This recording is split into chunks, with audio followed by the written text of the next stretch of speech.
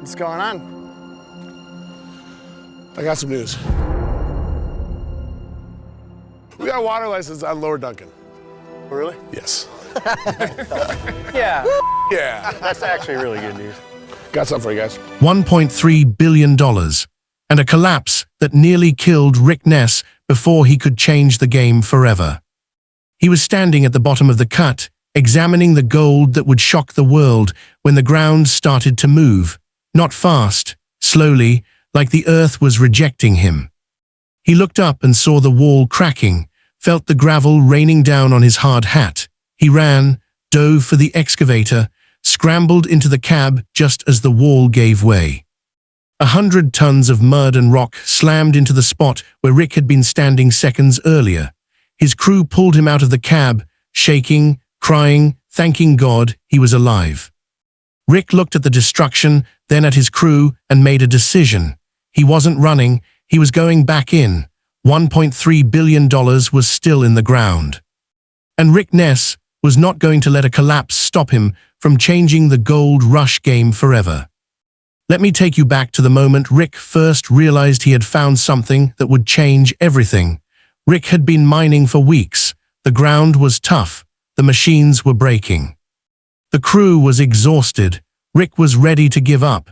Then he noticed something strange, a pattern in the bedrock that he had never seen before, a shift in the geology that didn't make sense. Rick called his geologist, asked him to explain it. The geologist couldn't. It shouldn't exist, he said. The formation is impossible. Rick smiled. Impossible is exactly where I want to dig.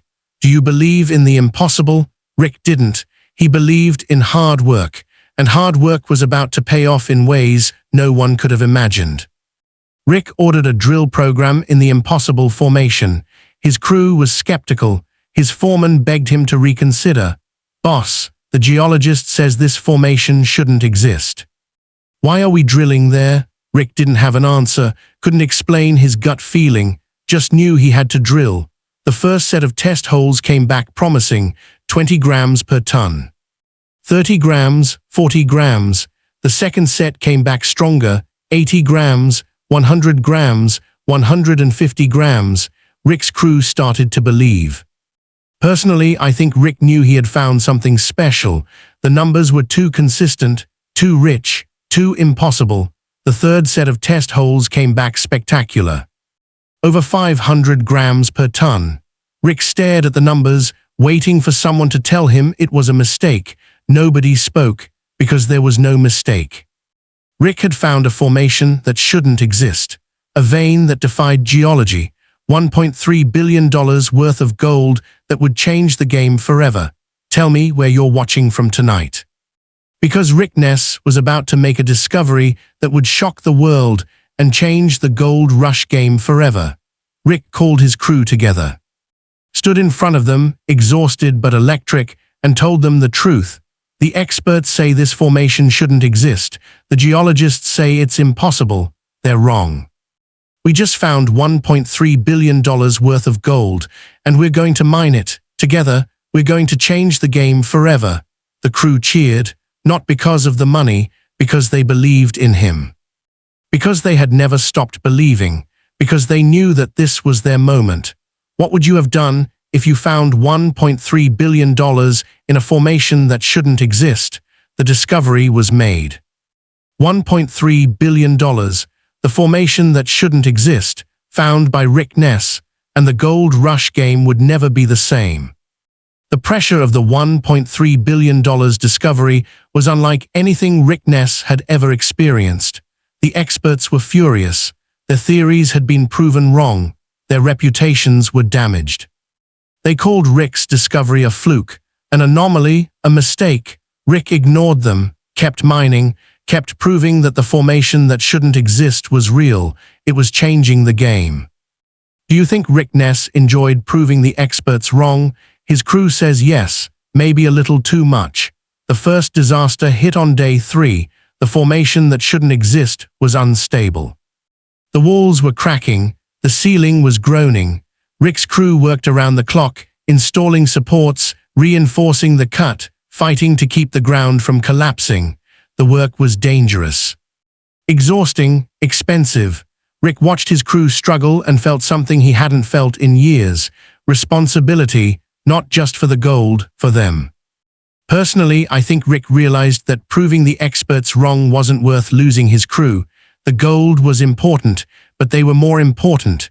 The second disaster hit on day 7. Water. Not a leak, a flood. Water started pouring into the cut from an underground spring that nobody had known existed. The pumps couldn't keep up. The water rose fast.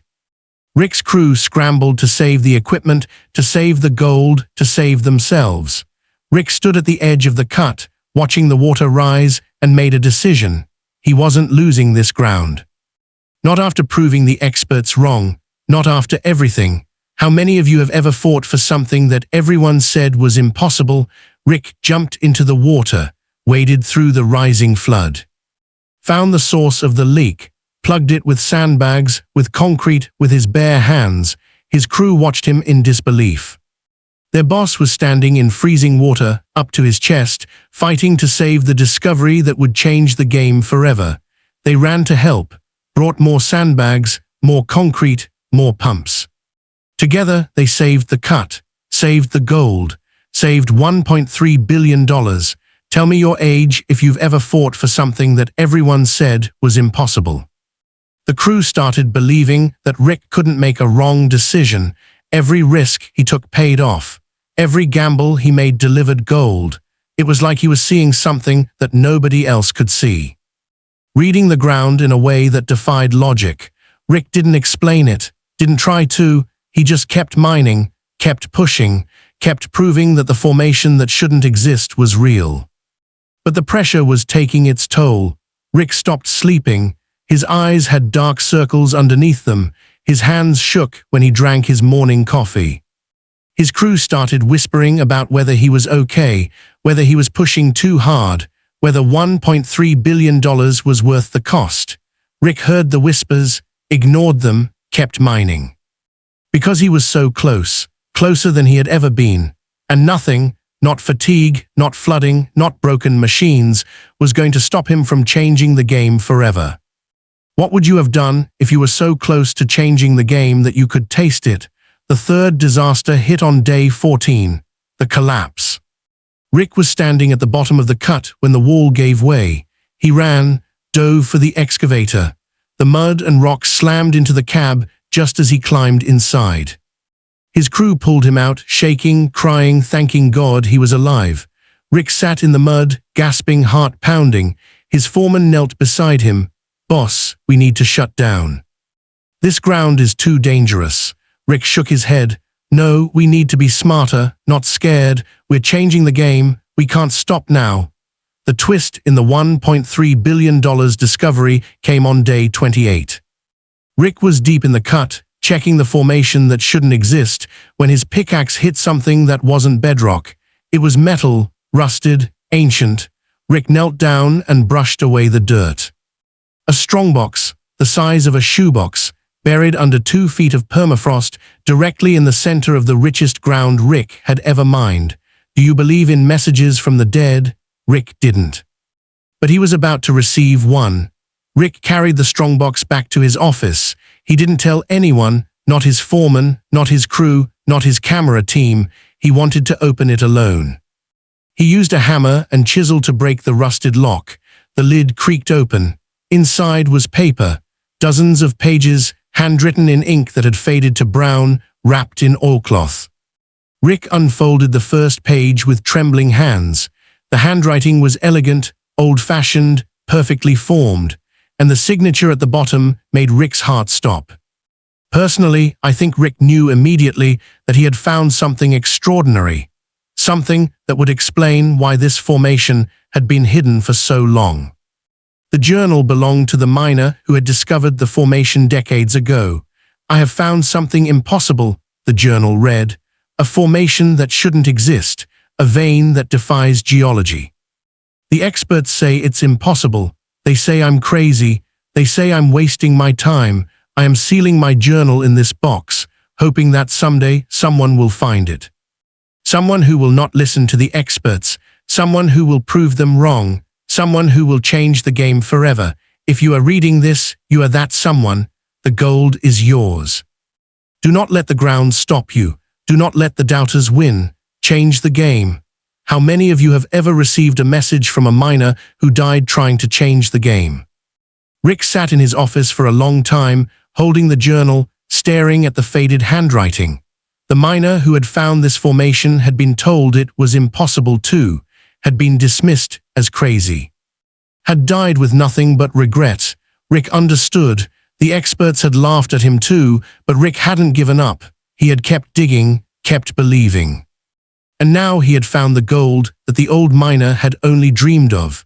Tell me where you're watching from tonight, because Rick Ness was about to honor a dead miner's dream and change the game forever. Rick closed the journal, placed it back in the strongbox, hid the box under his desk.